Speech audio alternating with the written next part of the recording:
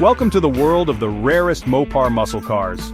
Today we're diving into some of the most elusive and valuable vehicles ever produced by Chrysler. These cars are not just rare, they're legends in the automotive world. So buckle up as we take you on a journey through Mopar history. Number 10. The 1967 Plymouth Satellite. Estimated value, $66,000. The Plymouth Satellite was the top trim level for the Belvedere before eventually becoming its own model. The Belvedere has the distinction of being the first Mopar to get a 426 HEMI engine for NASCAR racing before the street HEMI was equipped in production vehicles in 1966. In the first year of the street HEMI, over 1,500 Belvederes and Satellites were delivered with the 426 engine, but for 1967, a mere 12 were ordered with the Plymouths. Of those 12, only 6 went into a Satellite, making it one of the rarest Mopars ever. So rare, in fact, that there is no evidence that even one matching number HEMI 1967 Satellite is still in existence. A 1967 Satellite that was originally equipped with a 383 CIV-8 and swapped for a 472 crate engine is the closest thing available. That car sold at a Mecum auction for $60,000, which seems low, but if a real 1967 Satellite with an original factory-equipped 426 HEMI could be found, it would likely be a $500,000 and up car. Alright, coming in at number 9 we have the 1970 Plymouth GTX. This beauty is estimated to be worth around $110,000. Introduced back in 1967, the Plymouth GTX was based on the Belvedere, and was often marketed as the gentleman's muscle car due to its luxurious features.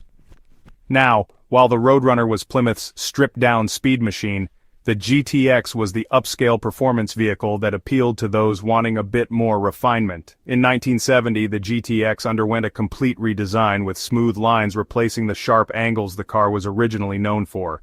The GTX was always intended to be a performance powerhouse, and right from the start it offered only 2 engine options, the 440 cubic inch V8 and the legendary 426 HEMI FIV8. For the 1970 model year, only 72 GTX came out of the factory equipped with a 426 under the hood. It's a bit of a mystery how many of those are still around today, but it's safe to say, probably not many. Interestingly, one of these rare gems surfaced at Mecum Kissimmee in 2019.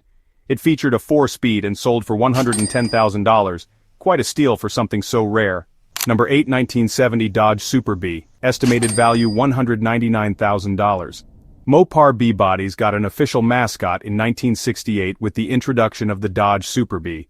Based on the Coronet 2-door coupe, it got its name from the B-body platform as well as the Scat Pack performance package. Positioned as Dodge's no-frills muscle car, it was a relatively Spartan vehicle packed with power. The Superbird is generally associated with the 446-pack V8, but the 426 HEMI 5.8 was also available, though rarely optioned. 1,556 Superbirds were sold in 1970, but only 36 of them were equipped with a 426 HEMI. This is another rare Mopar that is tragically undervalued. There have been a few examples that have sold in the low $100,000 range in recent years, a lot of money, but not for something so rare and HEMI-powered. A beautifully restored 1970 Superbird, one of 21 HEMI 4-speeds for the year, was bid up to $199,000 on Bring a Trailer, but failed to meet the reserve and didn't sell. Number 7. The 1970 Dodge Coronet RT, estimated value $247,500. The Coronet is one of Dodge's oldest nameplates, beginning life in 1949 as a hulking luxury vehicle, even configured as an 8-passenger limo. The sportier 4th generation came available with the Chrysler 354 Firepower V8, the first version of the HEMI engine. By the 1960s, the Coronet was Dodge's best-selling vehicle, coming in 2-door, 4-door, and wagon variants. Though there were family versions available, the Coronet became a legendary street machine when equipped with the unbeatable 426 HEMI. In 1970, the last year of production, a mere 14 were loaded with HEMI power, making them extremely collectible.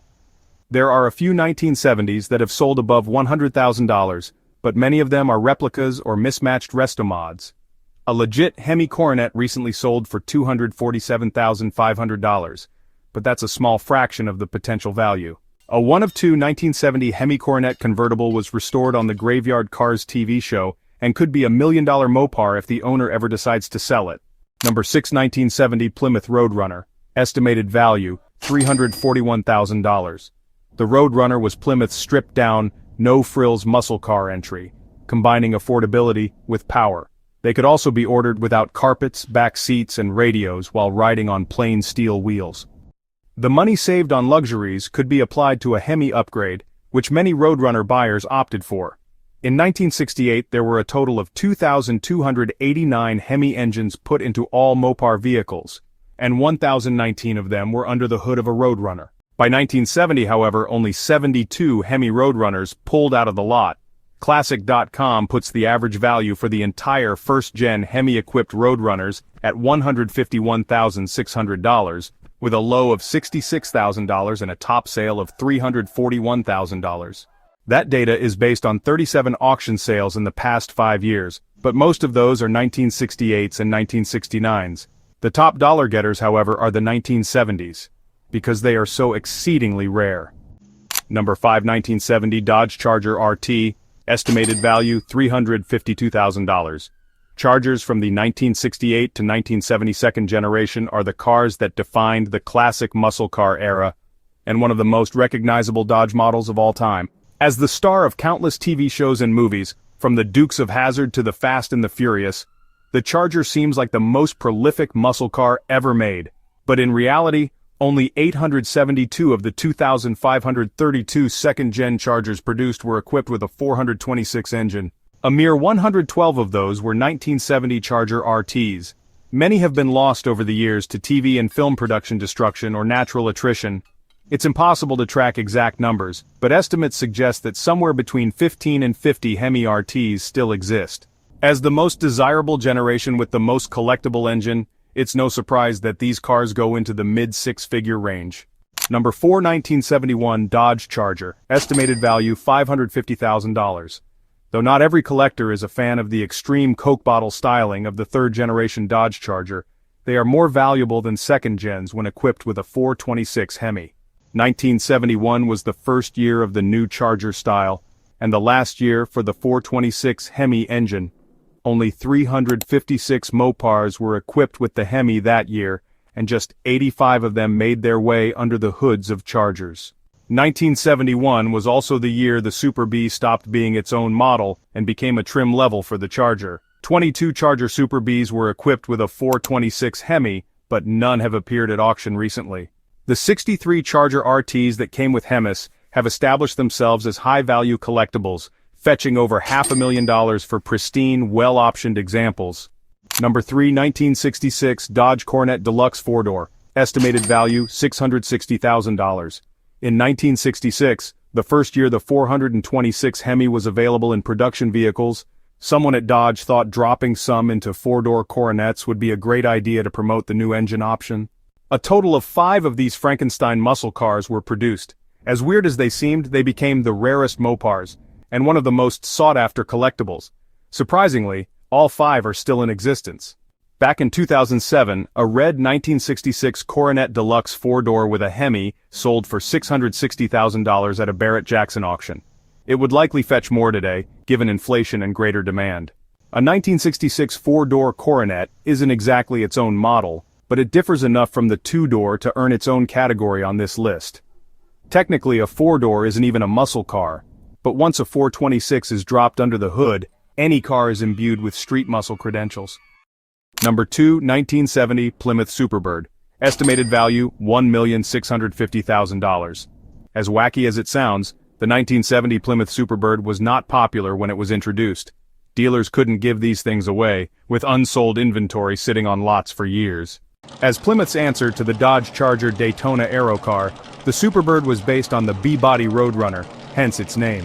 The wild-flying rear wing and protruding nose cone were too radical for early 70s buyers, and the car was a flop. Now, however, the 1970 Superbird is one of the most sought-after Mopar collectibles. Rare HEMI-equipped versions break the bank at over $1.5 million. 1,935 1970 Superbirds were produced.